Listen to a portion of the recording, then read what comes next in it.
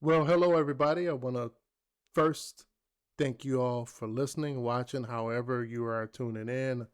I greatly appreciate you.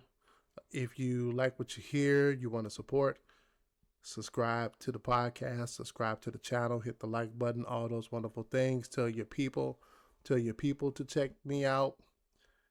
Tell everybody to check me out. I want to go over something, a touchy subject, a very touchy subject.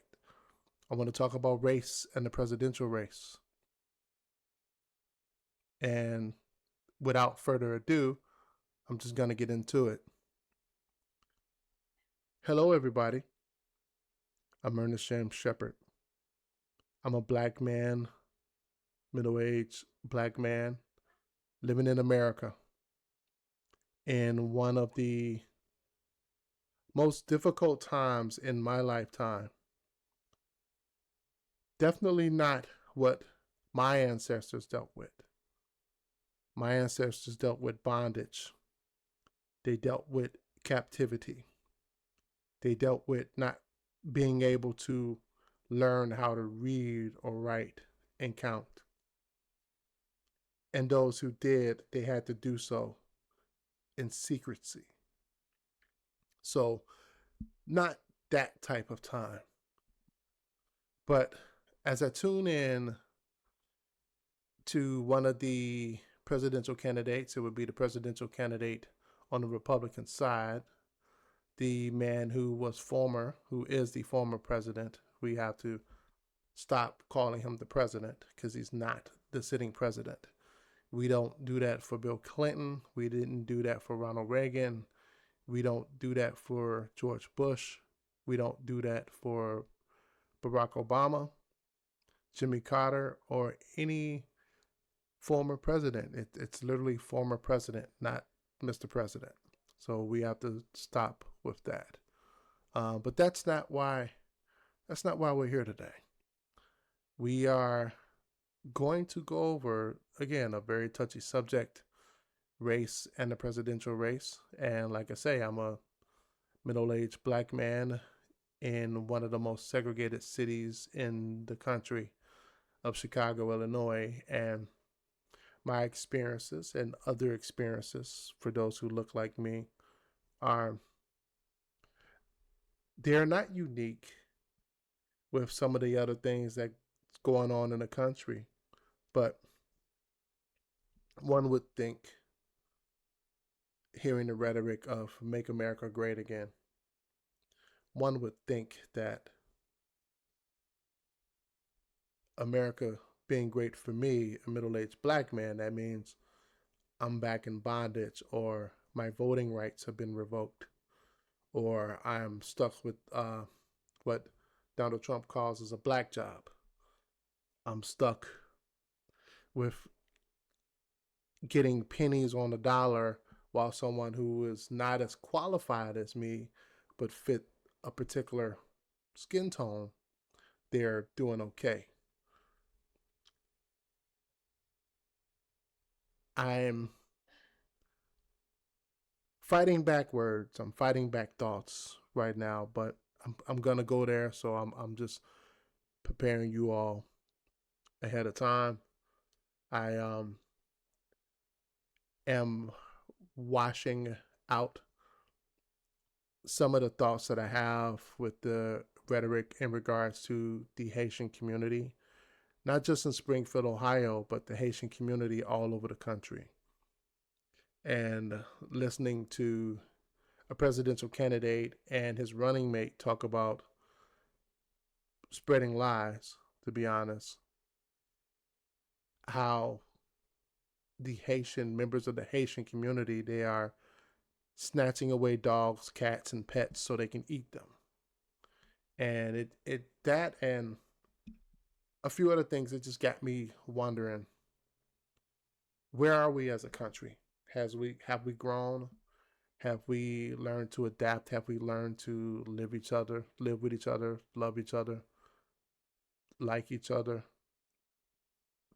at the very minimum tolerate each other? Have we grown as a country? Doesn't seem so.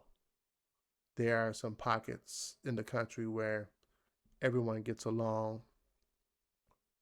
I'll even go towards the progressive wing of the country with some of their microaggressions regarding race and how people are treated. There's a lot of there's a lot of stereotypes that are out there. There's a lot of thoughts. There's a lot of misunderstandings when it comes to or regarding people who look like me. And living in one of the most segregated cities in the country, I see it every day. I see it from those on the right, I see it from those on the left. And people stop very short of sometimes saying the N word when I walk down the streets of Chicago, downtown Chicago. How you see me right now, that's typically how I'm dressed. Not to say that clothes make the man or clothes make the woman, and one's attire shouldn't matter.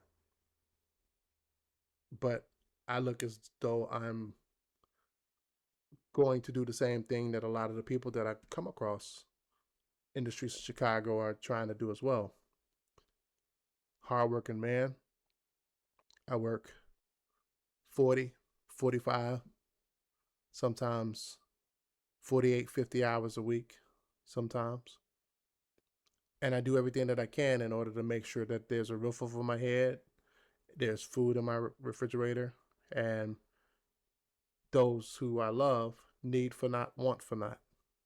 I do everything that I can. And yet and still, how we are trained mentally, I'm cast aside as a vagrant, a hooligan, as someone who is looking to steal your purse, someone who's looking to swipe your wallet, someone who is looking to create a con. And as a black man in America, middle aged black man, I've long believed that we could be better than that. Long believed that. Unfortunately, racism and the microaggressions of racism, they kind of dovetail. They're embedded in us. They're embedded in all of us. We all have our beliefs, our stereotypical thoughts, and our ideas. Some are worse than others.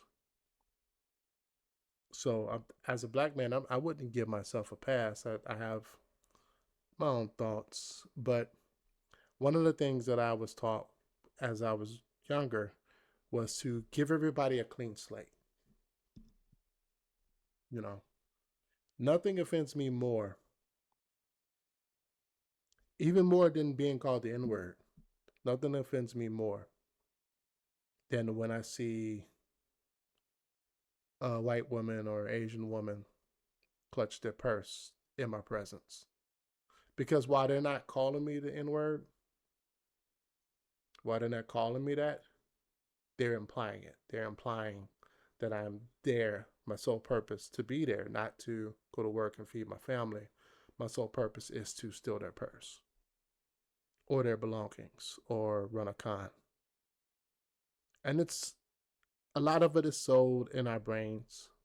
It's how a lot of us think, and sometimes it's not purposely done.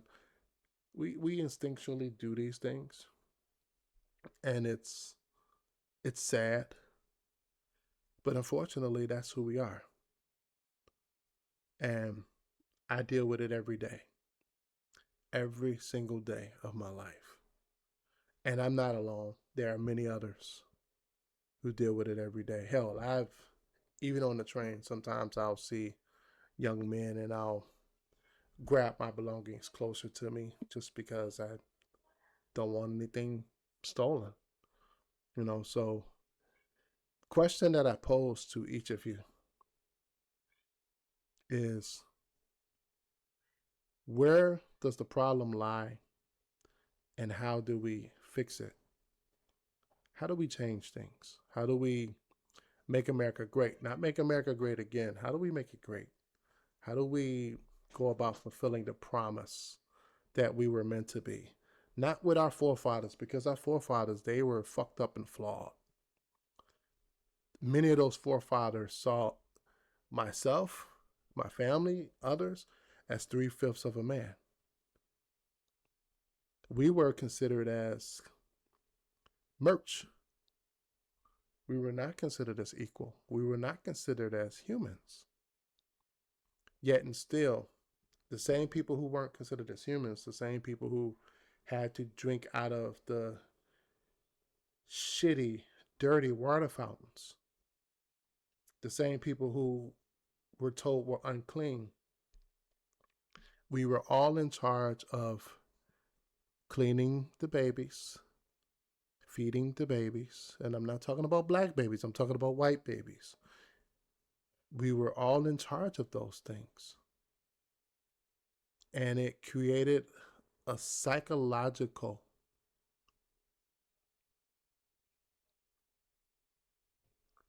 effect that has been handed down from generation to generation to generation and beyond. It's one of the reasons why somebody like a Donald Trump can come out and say black jobs. What the fuck is a black job? I'm still trying to figure out what a black job is. Black job is the same thing as a white job.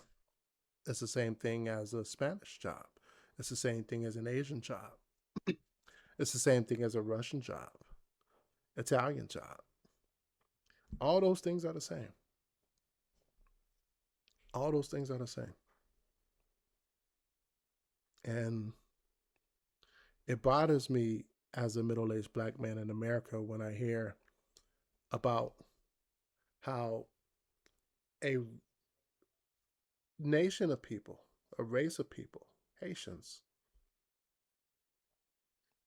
being demonized. It's race baiting. It's hey, we want you to look at people of a darker hue and be afraid. We want the ladies to clutch their pearls and clutch their purses. And it's the reason why people do that to this day. Because of things like Donald Trump and J.D. Vance and others have come out and said, eating the cats and eating the dogs. And I'm looking at my cat right now. I don't expect some Haitian person or anyone to take my cat and put her on a grill. Sounds preposterous, doesn't it? But at the same time, you have someone that's running a campaign based on that. Would the same thing be said if, and I'm just stay with me here, if the person was Irish, if the people were Irish, would anyone say that about Irish people, Italian people, Russian people, Polish people? Fuck no, they would not. They wouldn't come close. It wouldn't even dawn on them at all. Why?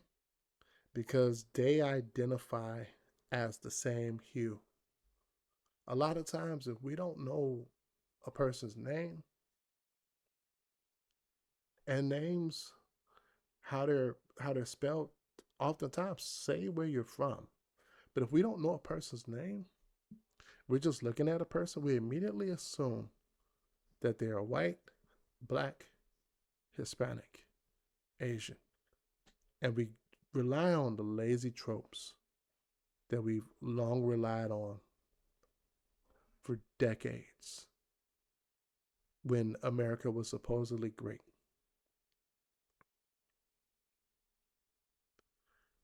So much so that a president is running on full race baiting. Kamala Harris, she's of Indian and black descent, Indian and Jamaican descent. which makes her multiracial. Do I care what her race is? No, I don't care. As long as she's competent for the job, as long as she doesn't have 34 felonies, as long as she's not a sex offender or a sexual predator, and she has policies, not concepts of a plan, that's all I care about. But Donald Trump and others in this presidential race, they want you to care about race. They want you to believe that the boogeyman is coming to eat your dog, your cat, your goldfish, your cockatoo. That's what they want you to believe. I want to play a clip. Many of you have heard this clip already. This is Donald Trump addressing Kamala Harris and her race at the National Association for Black Journalists.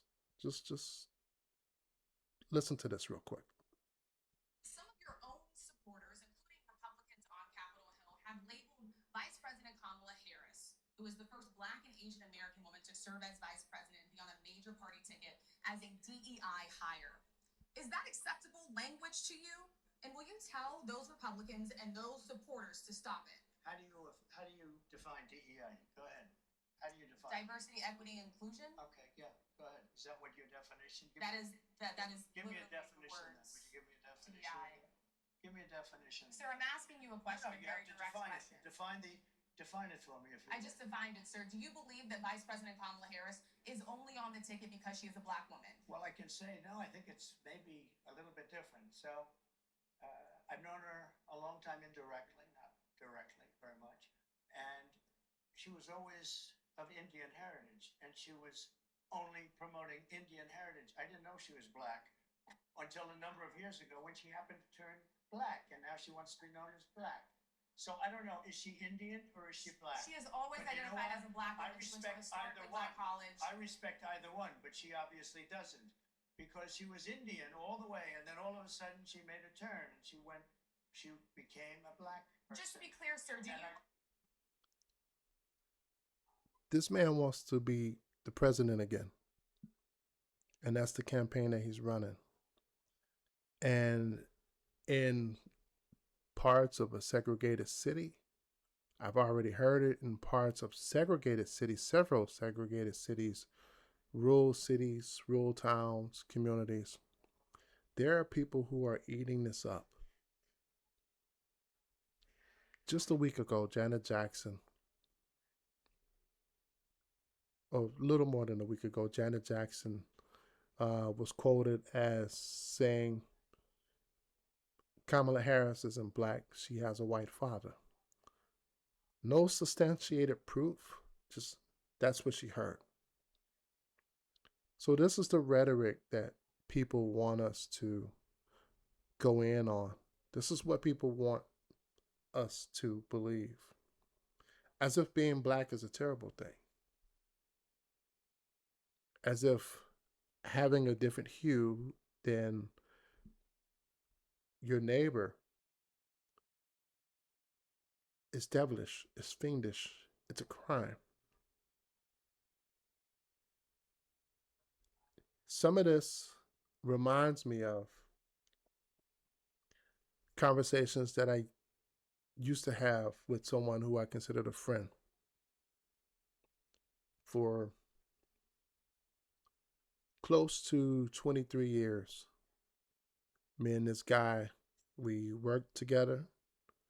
We ate lunch together, hung out together at lunchtime, after lunchtime, had a lot of different conversations.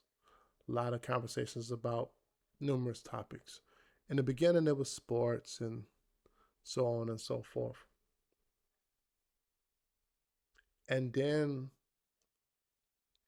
Donald Trump got in office, and wow, this former friend proclaimed he wasn't a Donald Trump supporter. A lot of the dynamics of the conversations changed. It was George Floyd. All George Floyd had to do was comply, get out the car and comply. never once saw it from George Floyd's perspective, which is pretty much what a lot of people would ask. See it from that point of view.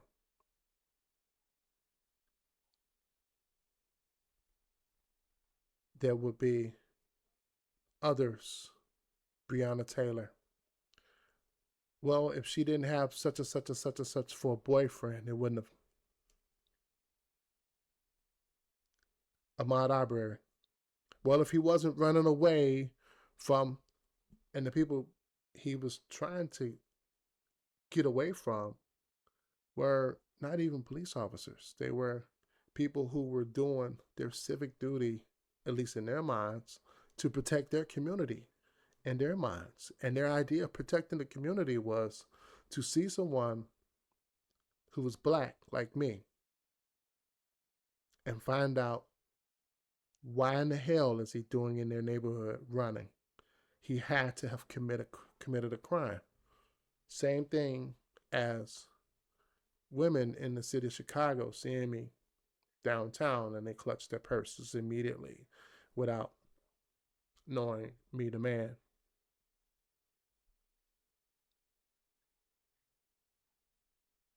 Sonia Massey, just a couple of months ago,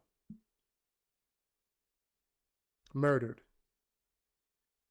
murdered by a police officer or killed by a police officer.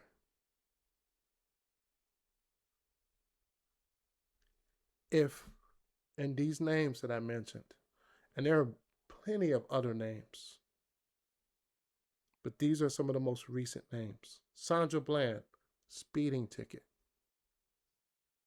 She ends up dead in jail. Speeding ticket. Much like the rhetoric around Haitians coming to eat your pets, eating your dog and your cat. And people are feeding into this and believing this. And these people are people just like my former friend who don't see the world any different. That's the world that they want. They heard it from somebody and they believe it. The people that I mentioned are all black people. And I'm not saying that white people aren't in situations like that, because they are. But you also have to understand the ratios. You also have to understand the community of the where the people are. You also have to factor that in. But listening to Donald Trump and listening to JD Vance and listening to others is a stark reminder of my race and the presidential race. And what people don't want us to believe is that we're good enough.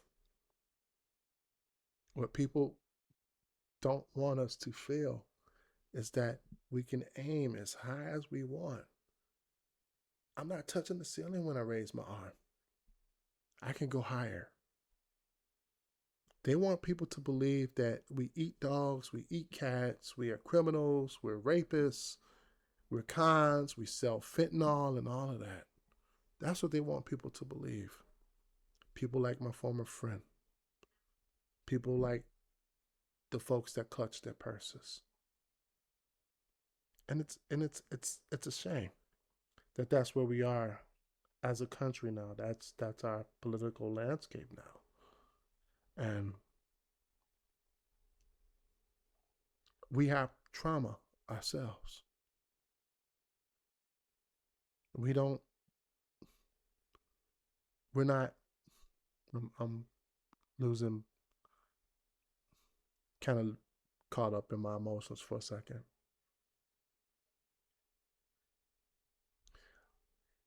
Like I said, the most offensive thing to me is when someone looks at me and they immediately think that I'm going to do some harm to them. It's akin to calling me the N word. And it happens on a daily basis. And it happens to others on a daily basis. And that trauma builds up. And folks don't see, who are spewing that, they don't see the trauma that they're building. I wish that they did, but they don't care to. So it kind of doesn't matter. One of the things that I want to say before I go, Mexican Independence weekend was a few weeks ago. And for me, I was happy seeing people being proud of who they were. People of Mexican descent, people from Mexican heritage, being proud of who they were. And then it made me think about Juneteenth.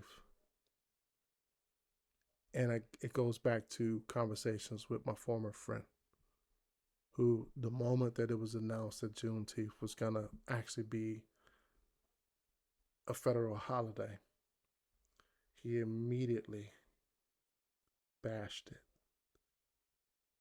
Him along with others. But what do you all need this holiday for? What even is this holiday? Why is it you already have Black History Month and Dr. King. You don't need another holiday.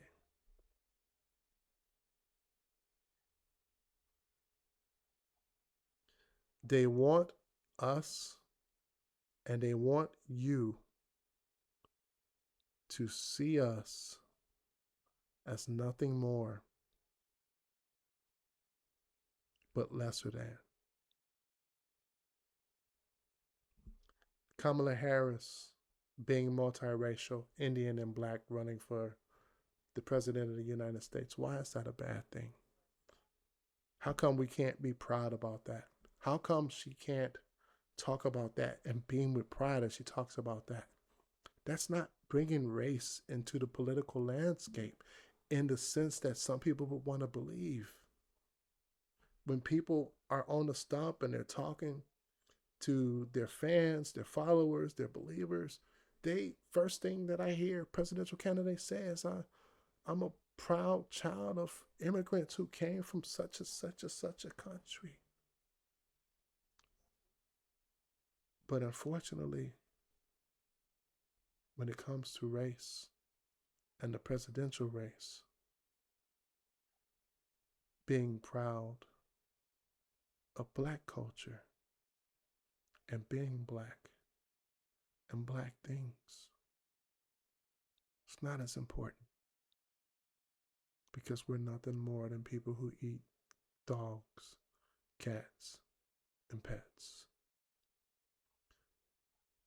Sink that in, meditate on it. That's all I have. I want to thank you all for listening, watching, however you're tuning in. I greatly appreciate it. Subscribe to the channel, subscribe to the podcast, like it. Tell your friends about this. Let's get this conversation going. It's not about making America great again. It's about making America great. And what makes it great is it being a melting pot. And we can do that with open dialogue and honest fucking conversations instead of hiding behind the curtain and instead of not being proud of who we are. So look out for your people. Love on yourselves. I'm Ernest James. I'm out.